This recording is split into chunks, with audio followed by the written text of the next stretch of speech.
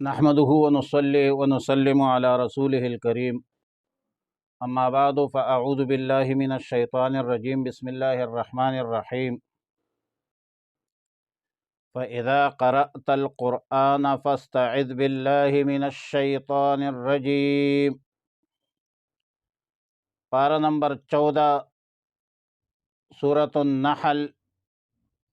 رکوع نمبر 13، آیت نمبر 98، 99 اور 100۔ فَإِذَا قَرَأْتَ الْقُرْآنَ،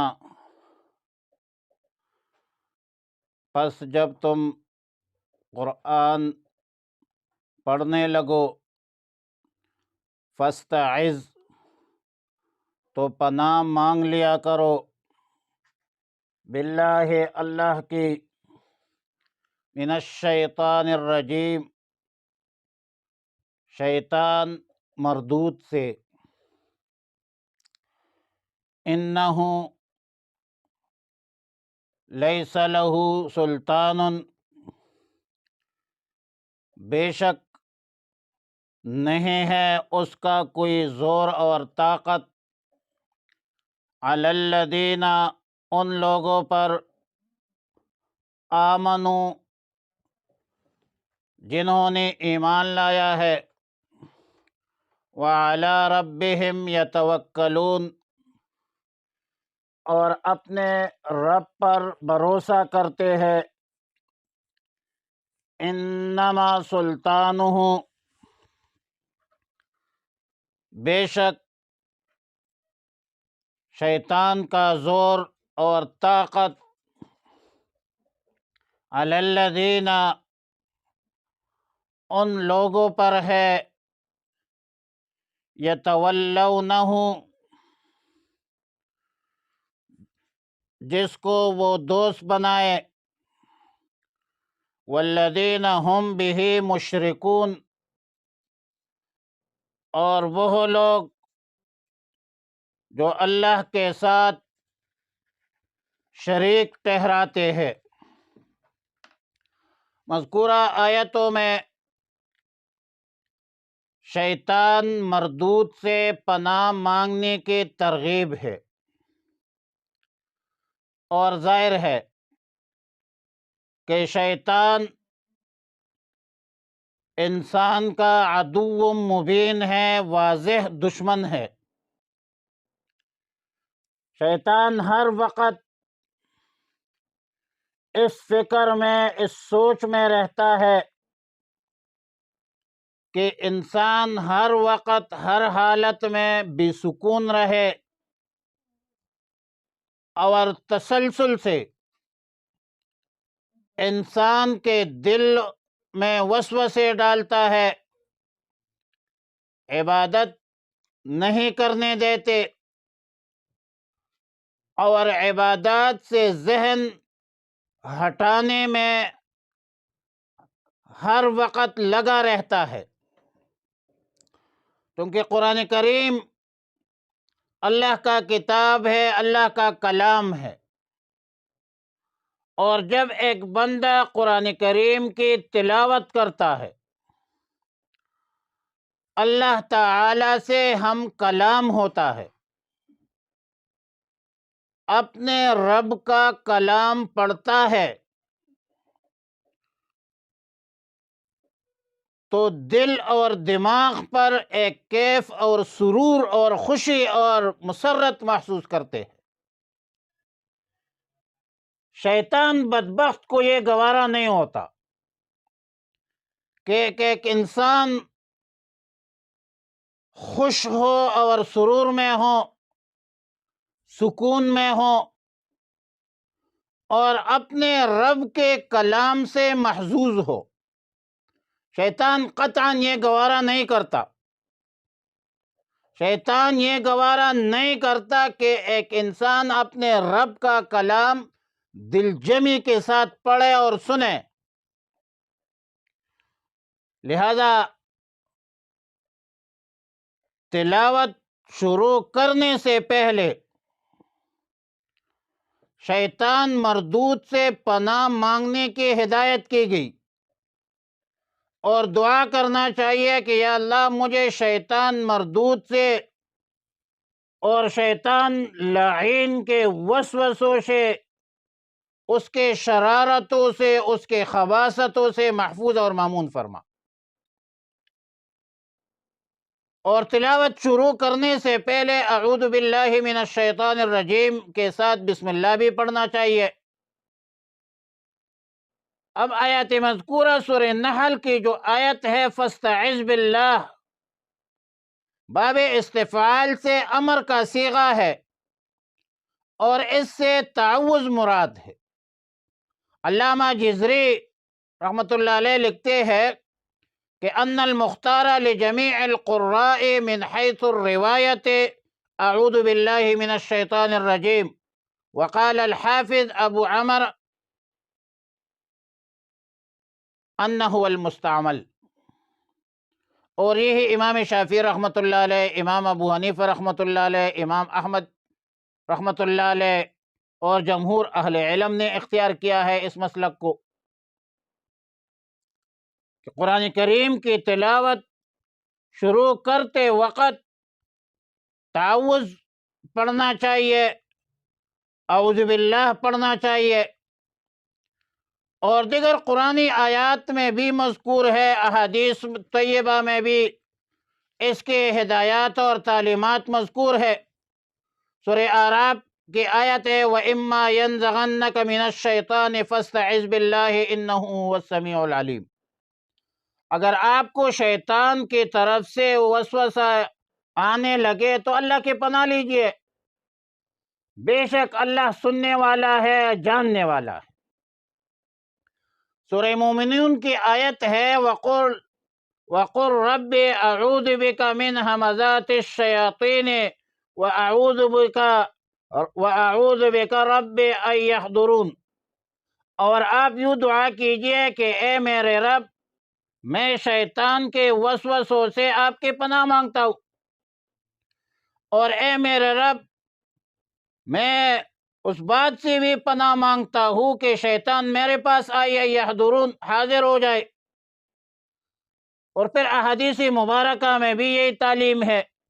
کہ جب انسان کو غصہ آ جائے تو پھر اس کو تعوذ پڑھنا چاہیے، اعوذ باللہ من الشیطان الرجیم پڑھنا چاہیے۔ جب گدے کی آواز سنیں تو تب بھی اعوذ باللہ من الشیطان الرجیم کی تعلیم ہے۔ اور ایک حدیث میں یہ ہے کہ جب کتوں کی اور گدوں کی آواز سنو تو اعوذ باللہ من الشیطان الرجیم پڑھا کرو، کیونکہ یہ وہ چیزیں ہیں، یہ وہ چیزیں دیکھتے ہیں جنہیں تم نہیں دیکھتے۔ کتوں کو اور گدوں کو شیاطین نظر آتے ہیں جن کو دیکھ کر وہ آوازیں نکالتے ہیں، لہذا شیطان سے اللہ کی پناہ مانگنا چاہیے۔ بیت الخلاء واش روم جاتے وقت جو ہے شیطان سے پناہ مانگنے کی بھی تعلیم ہے، یہ دین اسلام کی تعلیمات ہے۔ الفاظ یہ ہے کہ اعوذ باللہ من الخبث والخبائث، یا اللہم انی اعوذ بک من الخبث والخبائث، میں اللہ کی پناہ مانگتا ہوں، شیطان سے مذکر ہو یا مؤنث ہو۔ تو مختلف مقامات پر شیطان سے پناہ مانگنے کی تعلیمات شریعت مطہرہ میں موجود ہے۔ اور آیت نمبر 99 میں فرمایا کہ اِنَّهُ لَيْسَ لَهُ سُلْطَانٌ عَلَى الَّذِينَ آمَنُوا وَعَلَى رَبِّهِمْ يَتَوَكَّلُونَ۔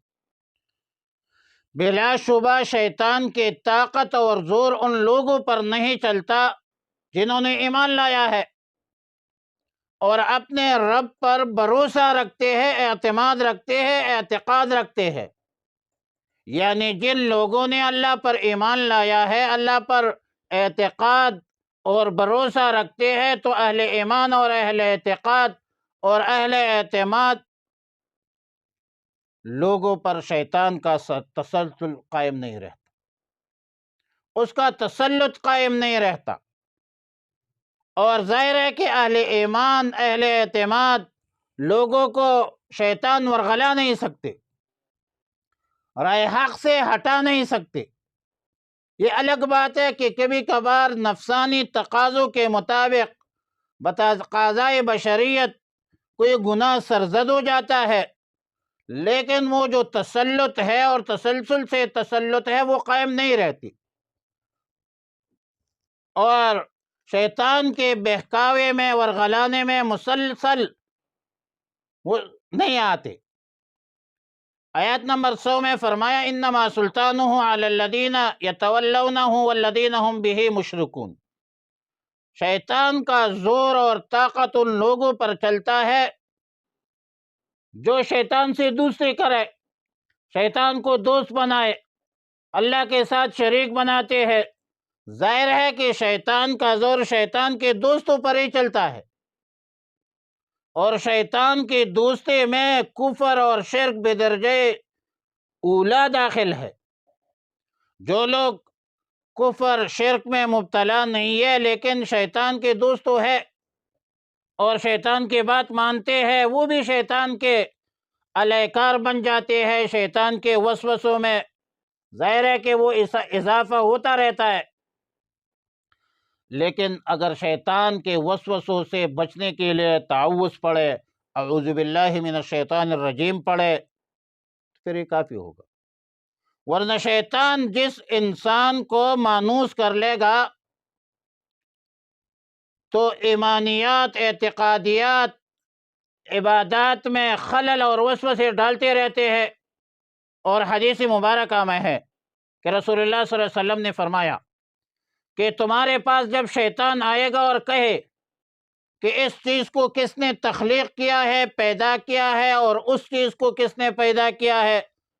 پھر شیطان بات بڑھاتے بڑھاتے بڑھاتے یوں کہے گا کہ تیرے رب کو کس نے پیدا کیا ہے۔ پھر جب یہاں پر پہنچ جائے تو اللہ کی پناہ مانگو، وہی رک جاؤ،